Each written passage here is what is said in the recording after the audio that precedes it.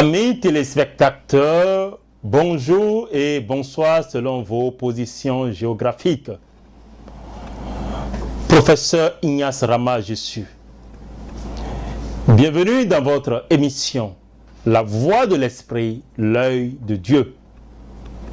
Ce soir encore, ou ce matin selon vos positions géographiques, nous allons parler d'un sujet très intéressant. Quelles sont les conséquences spirituelles de l'adultère? L'adultère, vous savez, c'est un mal qui sévit aujourd'hui, qui détruit beaucoup de familles, qui crée beaucoup d'orphelins, qui crée beaucoup de veufs et qui détruit les familles. Dans votre émission, La Voix de l'Esprit, l'œil de Dieu, nous nous sommes focalisés aujourd'hui sur ce thème pour en parler. Une fois encore, bonsoir et bonjour. Qu'est-ce que l'adultère? L'adultère, c'est le fait d'avoir une relation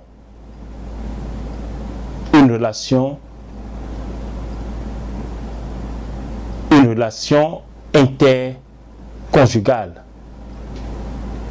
sortie du cadre de son foyer et avoir une intimité avec une autre personne, ce qui est sacré. C'est pour dire faire sortir le sacré de son lieu d'origine vers un lieu qui n'est pas destiné. Faire découvrir sa nudité et avoir une intimité avec quelqu'un qui n'est pas votre mari ou votre conjoint.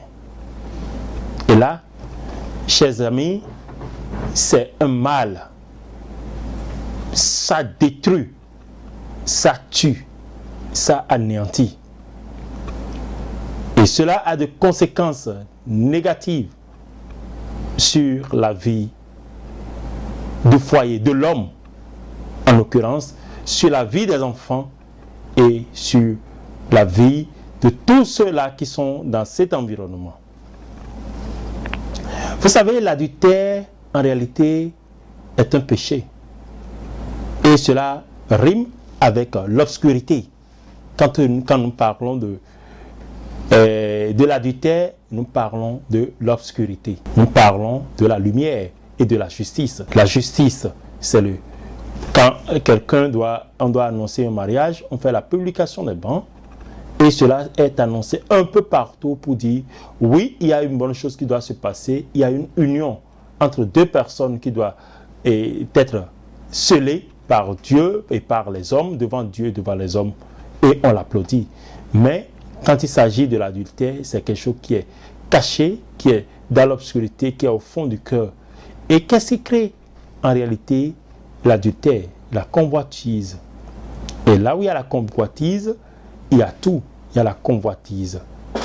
Il y a l'envie d'aller vers la chose d'autrui. C'est un vol psychique. Vous savez, pourquoi l'adultère tue?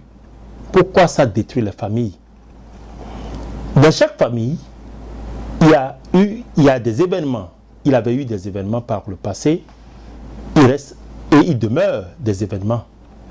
Le sang qui circule entre nos veines est sacré. Et l'âme se trouve dans le sang. Par exemple, votre origine est de l'Égypte antique, par exemple. Toutes les personnes qui sont issues de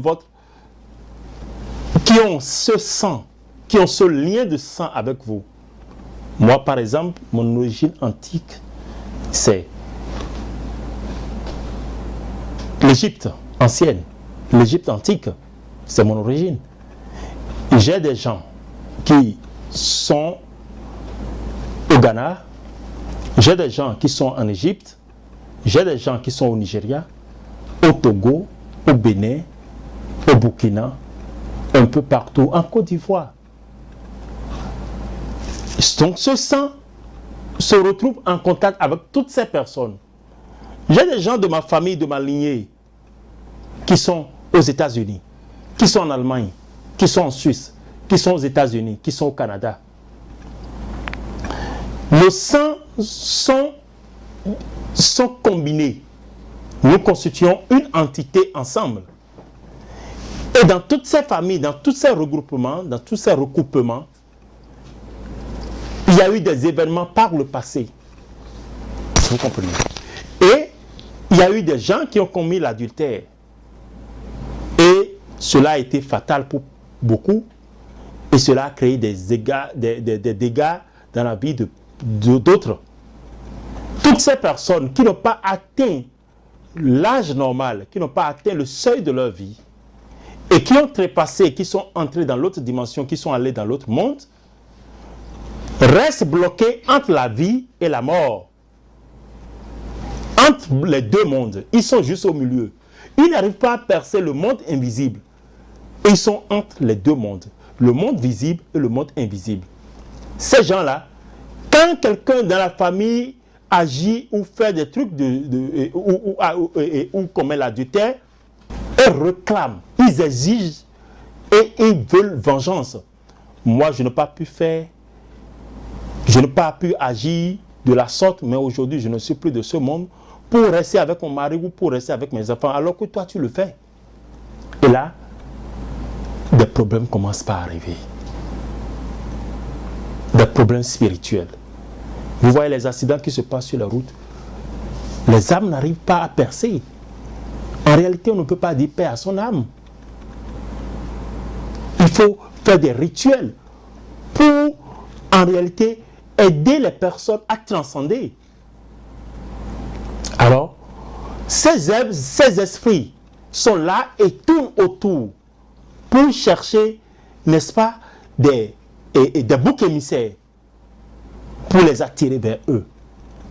Je prends l'exemple d'un élève qui a 17 sur 20 et un autre qui a 14 sur 20, alors qu'ils ont réalisé la même chose. Quand ils prennent les copies, ils font une comparaison. Qu'est-ce qui se passe? L'élève revient vers le professeur pour dire, monsieur, j'ai trouvé ce résultat, mais vous ne m'avez pas donné la note. Le professeur est obligé de lui donner la note. C'est ce qui se passe. Tu as commis, telle personne est en train de commettre telle faute, mais vous ne l'avez pas réprimandé. Alors, je réclame vengeance. Et c'est ce qui fait que l'adultère tue. Dans la Bible, vous savez, il y a beaucoup de versets bibliques qui nous parlent de l'adultère.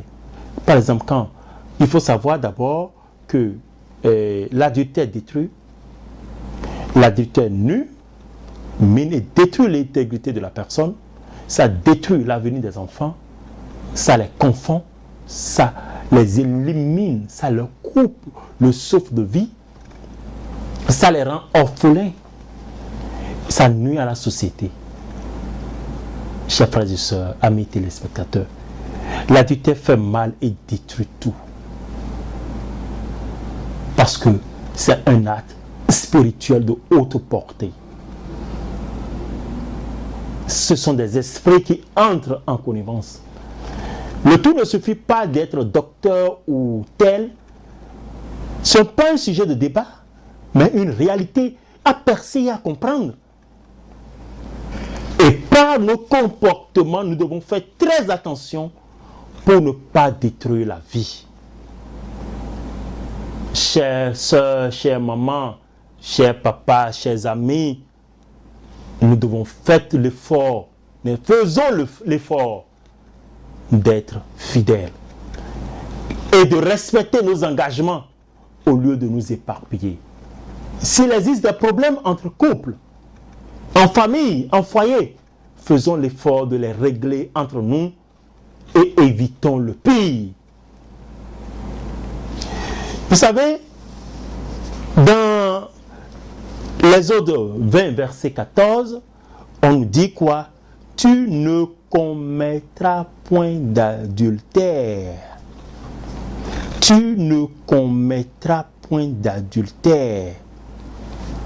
Alors, c'est très important. Et quand on continue, dans Proverbe 6, 27 à 29, on dit: quelqu'un mettra-t-il du feu dans son sein sans que ses vêtements s'enflamment? Quelqu'un marchera-t-il sur des charbons ardents sans que ses pieds soient brûlés? Il en est de même pour celui qui va vers la femme de son prochain. Et pour référence encore au Proverbe 6, verset 32, celui qui commet l'adultère avec une femme est dépourvu de sens. Celui qui veut se perdre agit de la sorte. Et enfin, en Hébreux 13, verset 14, que le mariage soit honoré de tous et le lit conjugal exempt de souillure, car Dieu jugera les impudiques et les adultères. Alors, très chers frères et sœurs, je vous dis que l'adultère aime l'obscurité et fuit la lumière. Ça détruit la vie, ça détruit le foyer. Prenons donc conscience. Cette émission se veut un creuset pour éveiller les consciences, pour parler et discuter, pour illuminer, pour éclairer, afin que la lumière, ce soit une astuce pour que nos chers téléspectateurs puissent en jouir, pour ne pas manquer d'argent. Parce que ce qui crée les problèmes dans les foyers, c'est le manque d'argent. Mon mari n'a pas d'argent, il a des problèmes, tel ci, ceci, quelqu'un a les moyens pour m'aider, je suis obligé de me le livrer. Non. Non. Pour ne pas manquer d'argent, vous allez chercher des feuilles de laurier. Vous cherchez les feuilles de laurier, qu'est-ce que vous allez faire? Vous allez chercher une coupure, une couronne d'ananas. Et vous attachez le tout ensemble avec, comme vous faites comme un talisman, vous l'attachez avec un fil blanc, vous mettez dans votre porte-monnaie ou dans votre portefeuille, ou dans votre poche, vous allez voir que l'argent va vous sourire. En dehors de ça, pour tomber enceinte, il y a beaucoup de femmes qui veulent avoir d'enfants et elles cherchent partout sans obtenir solution. Qu'est-ce qu'il faut faire? Il faut juste chercher une gousse d'attaquant, de piment de Guinée. Attaquant. Oui, vous l'attachez à votre paille et vous gardez ça jusqu'à tomber enceinte. Vous allez voir, vous allez tomber enceinte facilement. Chers amis téléspectateurs, je vous dis merci de m'avoir écouté, merci de m'avoir suivi. Je vous prie de vous, n'est-ce pas, de vous abonner sur notre chaîne Professeur Ignace Rama pour plus de vidéos. Abonnez-vous et Dieu reste et demeure pour la gloire et pour l'élévation.